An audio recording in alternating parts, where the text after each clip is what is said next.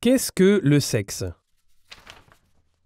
Quelle question idiote, tout le monde sait quand même ce qu'est le sexe. Eh bien non, tout le monde sait comment ça fonctionne, mais ce qu'est le sexe au sens profond, très peu le savent. Bon, alors, fondamentalement, vu du point de vue biologique, le sexe est un acte de procréation. C'est important et il ne faut pas l'oublier. Chez l'être humain, le sexe n'est pas seulement biologique et corporel, mais aussi humain et interpersonnel. Et nous devons comprendre cette dimension humaine, personnelle du sexe, pour saisir ce qu'est la sexualité chez l'homme et ce qu'elle signifie. Pour que nous puissions réussir, commençons avec une autre question. De quelle façon peut-on prendre possession de quelque chose? Il y a d'abord l'achat. Je donne quelque chose et je reçois quelque chose. Par exemple, je donne de l'argent et je reçois un burger. Mais c'est important, je ne donne quelque chose que si je reçois quelque chose en retour. C'est cela, acheter. Acheter est d'ailleurs la même chose que échanger. L'argent a été inventé parce que c'est plus pratique de mettre des petits papiers dans le porte-monnaie plutôt que par exemple un cochon.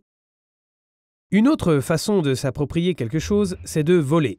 Je prends quelque chose contre le vouloir d'un autre. Ce n'est pas une façon très jolie, mais il y en a qui font comme ça. Quand je vole, je me fiche de l'autre. Ce qui compte, c'est d'obtenir ce que je veux. La troisième manière, c'est de donner. Donner est différent des deux premières manières. Car quand je donne, je n'obtiens rien pour moi-même, mais pour le bien de l'autre. Ce sont les trois façons par lesquelles nous possédons quelque chose. L'achat, le vol ou le don. Toutes les autres façons peuvent être réduites à ces trois formes fondamentales. Bon, prenons ces trois formes et transposons-le aux relations humaines, aux relations sexuelles. Le cas classique de commerce, d'achat contre argent d'une relation sexuelle est la prostitution. Le sexe pour l'argent.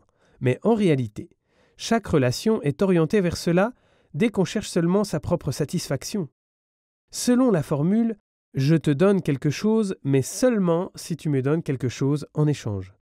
De telles relations finissent quand un des deux sent qu'il ne gagne rien ou trop peu, ou simplement quand il ne gagne pas ce qu'il veut. Le vol dans une relation sexuelle correspond au viol. Je prends ce que je veux, même contre la volonté de l'autre et en lui faisant du mal. Une relation où on essaye de soumettre l'autre par la pression ou la violence va dans cette direction. Et le don alors? Donner est lié à l'amour. Ce n'est pas une grande surprise, car aimer, c'est de vouloir le bien de l'autre, et c'est indépendant de ce qu'on reçoit en retour. On donne, et dans le cas d'une relation, on ne donne rien d'autre que soi-même. Les relations et la sexualité sont vécues sur ces trois niveaux. Ce n'est pas toujours si net. Parfois, ces formes se mélangent, mais ces trois niveaux forment les trois types fondamentaux de relations. Quel type de relation va rendre l'homme vraiment heureux? La réponse n'est pas difficile. Les deux premières traitent l'autre comme un objet, une chose qu'on utilise. Il est question de ce que je veux moi, ce qui est utile à moi et à ma satisfaction. Et finalement, je me fiche de l'autre. Or, traiter un être humain comme un objet n'est pas humain. Et d'être traité ainsi ne nous rend certainement pas heureux. L'amour est tout autre. Il n'est plus question de moi, mais de l'autre. Je perçois l'autre dans sa dignité de personne. Il n'est pas une chose que j'utilise, mais un face-à-face précieux.